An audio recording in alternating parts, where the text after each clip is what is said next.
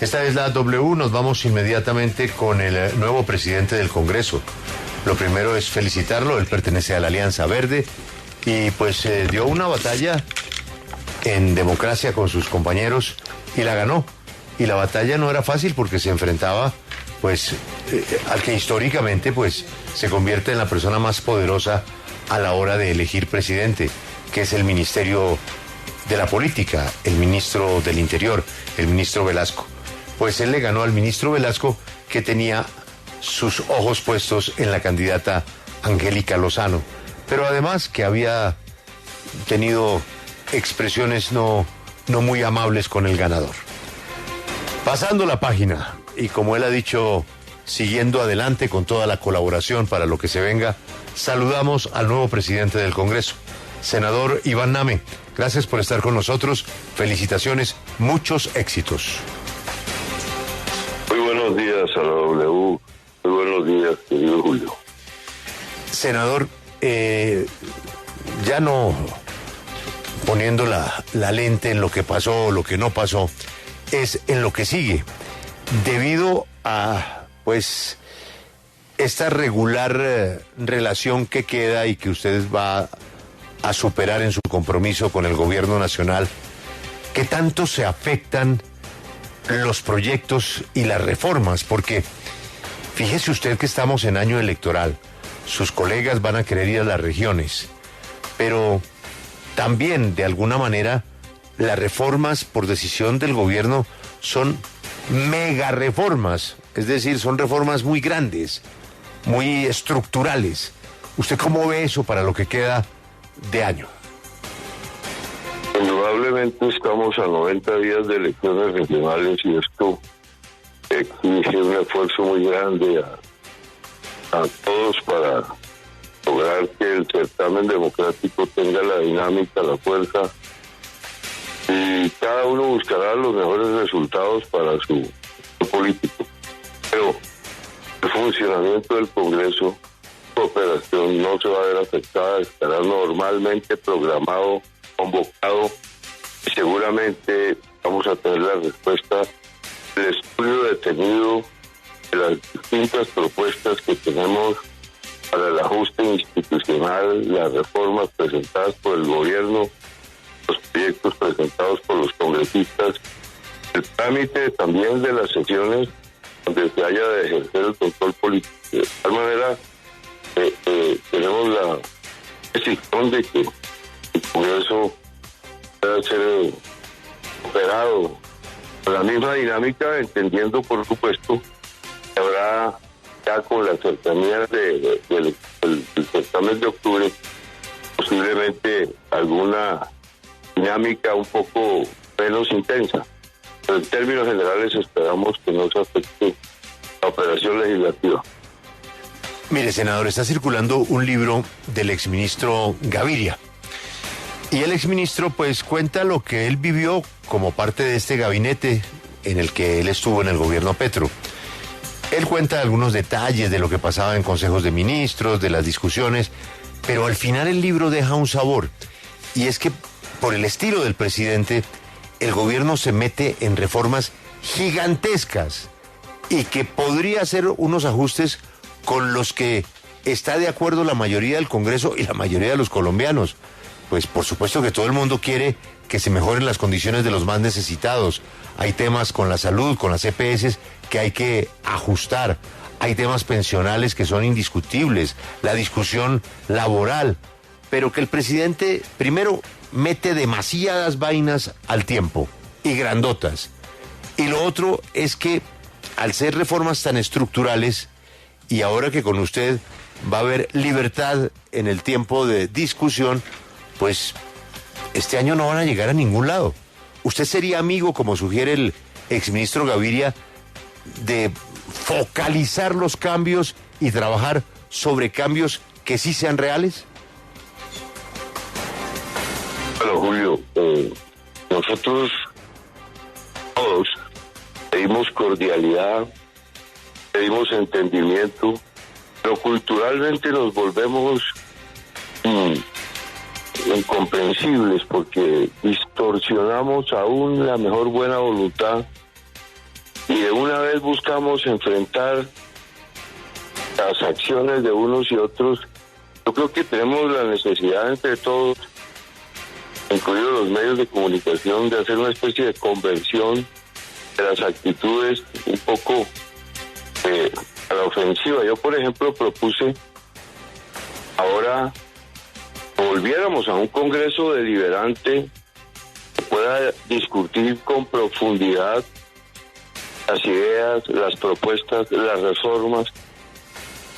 Y ya por ahí algún medio dijo que ese iba a ser un plan tortuga del nuevo presidente del Congreso para sabotear la reforma.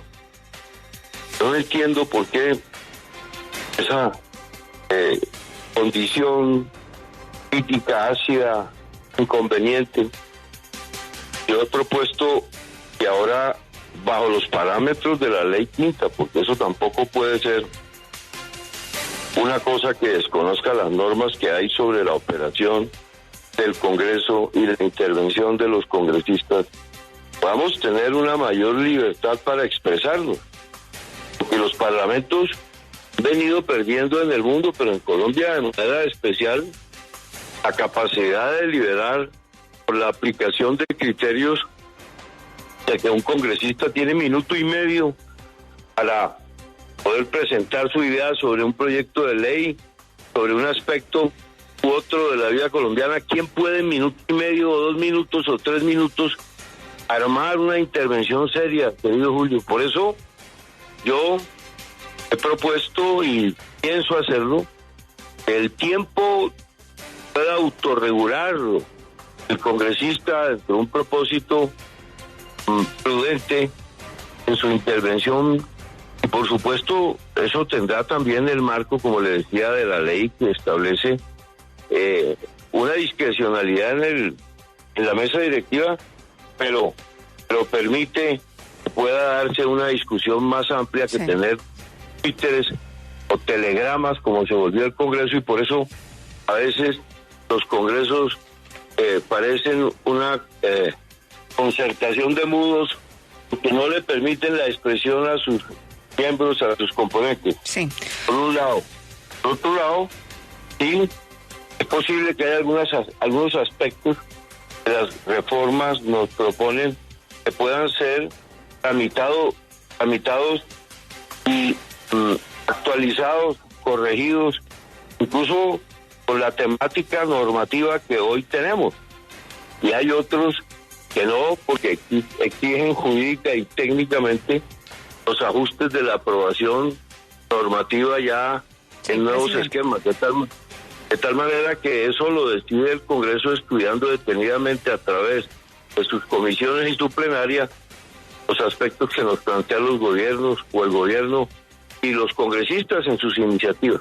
Sí, presidente, contrario a las mayorías de su partido Alianza Verde, usted apoyó para la segunda vuelta presidencial a Rodolfo Hernández y no a Gustavo Petro. Con ese antecedente y teniendo en cuenta que además de presidir las plenarias, usted también vota en el Senado, ¿tiene alguna preocupación frente a las reformas? ¿Usted piensa votar en contra de alguna de ellas? Yo, primero que todo, no considero antecedentes que condenen o que supriman la disposición de un congresista frente a las propuestas legislativas que nos lleguen del gobierno, aunque haya estado con uno u otro candidato. Eso hace parte de la vida, hace parte de las preferencias. Ciertamente yo no acompañé a Petro en su aspiración presidencial y la única opción que dejó esta democracia decaída fue la del señor Rodolfo Hernández, y yo sí manifesté mi preferencia por esa opción, pero hoy yo no le apuesto al fracaso del presidente Petro, sino a su éxito, porque ahí está comprometido el bienestar de la nación. Yo no tengo ninguna prevención para llegar al estudio y aprobación de las reformas del gobierno, porque creo que el país necesita los ajustes en sus instituciones, y las reformas contienen propuestas que seguramente algunas mejorarán, avanzarán para que solucionemos nuestros problemas y mejoremos nuestra calidad de vida, y habrá otras que no, se puede tener un enfoque equivocado, de tal manera que de manera desprevenida, pero siempre consultando lo que le conviene al país y a la nación, que creo que la he estudiado por 45 años y sé cuál es la ruta de sus conveniencias, porque aquí no es que haya unos sabios y otros ignorantes, sino hay quienes discretamente, seguramente sin menos espectacularidad, hemos estado en la vida nacional y conocemos su temática y creemos entender su derrotero, porque conocemos también en el análisis y en el estudio de su pasado la posibilidad de su porvenir.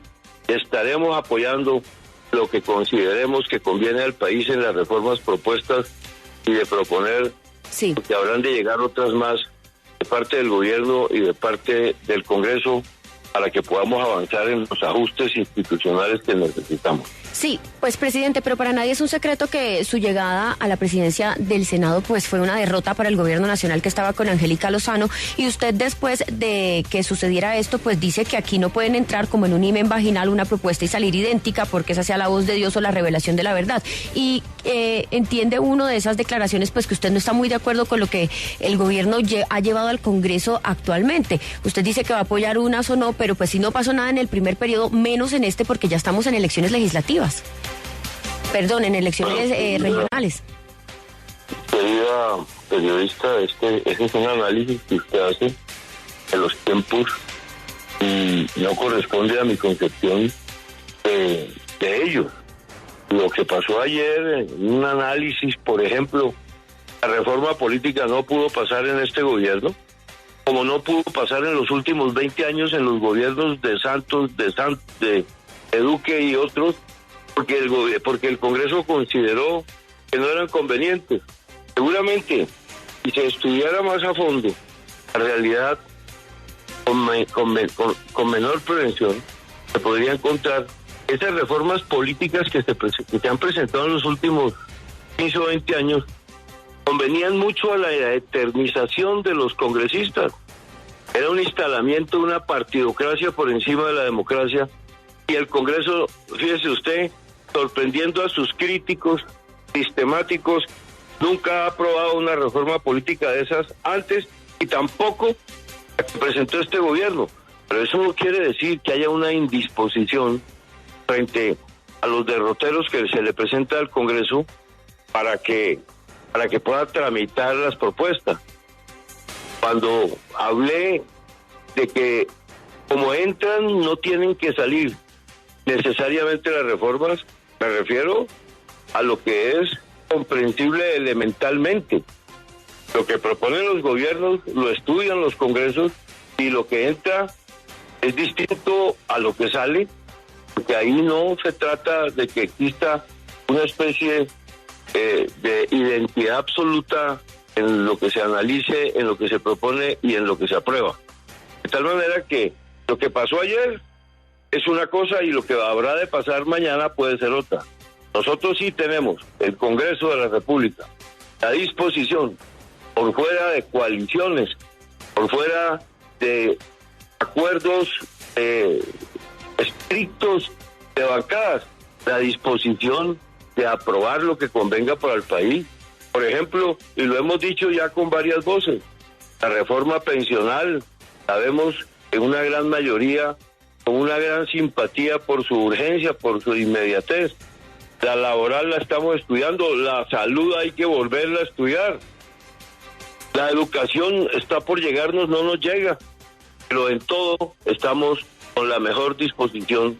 Yo creo que ese derecho nos asiste de que podamos lograr las cosas y de antemano no podamos pronosticar un destino de frustración de las propuestas que lleguen al Congreso, porque yo creo que el Congreso no es una fábrica de leyes, también es un elemento de la democracia que impide que haya algunas que no sean convenientes, pero todas se estudian, algunas se logran y otras no logran el consenso, que es un elemental modelo de la democracia para tramitar sus iniciativas. Mire, usted salió elegido con los votos de los partidos que no es el suyo, lo cual se convirtió en el hecho más importante de la instalación del Congreso. Esa circunstancia influye sobre el escogimiento de los vicepresidentes y presidentes de las comisiones legislativas?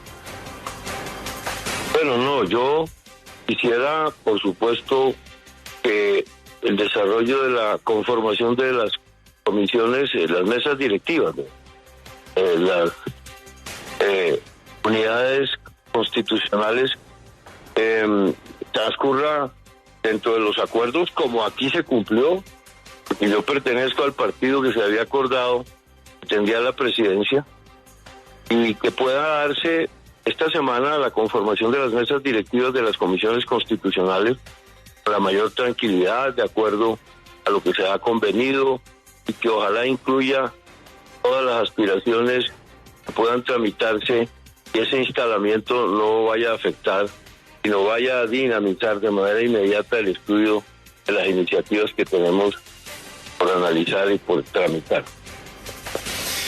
Señor presidente del Senado, ¿usted se compromete a que durante este año de su presidencia usted no va a tener recomendados ni va a pasar hojas de vida para cargos en el gobierno nacional? Déjeme decirle que no solamente en este gobierno, sino en todos los que han pasado desde que estoy en el Senado, no hay recomendados de mi parte, porque de alguna manera posiblemente no ha habido ningún tipo de momento que lo exija, ofrecimientos que se hayan hecho, y ahora estamos en el partido de gobierno. Mi partido, mi organización política a la que pertenezco, tiene alguna representación que no ha sido el fruto de mi gestión, sino el tránsito del reconocimiento del presidente de algunos sectores de mi partido. Pero digamos que no elevo un juramento como usted me lo plantea, de que me comprometa ante el mundo. No es necesario que haga ese tipo de cosas. He sobrevivido en la política por muchísimos años sin necesidad de cabalgar en la burocracia o cabalgar en otro tipo de beneficios o de utilidades en ella, distintas a mi trabajo forzado. Soy un senador de una modesta votación, no pertenezco a las extraordinarias soluciones electorales o representaciones políticas, y me siento cómodo con lo que hoy represento y con lo que me reconoce los ciudadanos, que es suficiente para haber permanecido ya por varios periodos en el Congreso. Señor presidente del Congreso, senador Name, gracias por atendernos y nuevamente muchos éxitos en su gestión. Gracias, Julio. Realmente estaré dispuesto para ustedes con la frecuencia que lo determinen. No soy permanentemente un congresista que esté tocando la puerta de los medios. Considero que su independencia es fundamental, pero como presidente del Congreso hoy no puedo ser distante de los medios, y quiero especialmente a la W, que le ha aportado tanto a nuestro país, a la democracia, y su voz, que ha sido siempre serena, objetiva. Sepa que estoy a la disposición cuando me convoquen para acompañarles. Muchas gracias.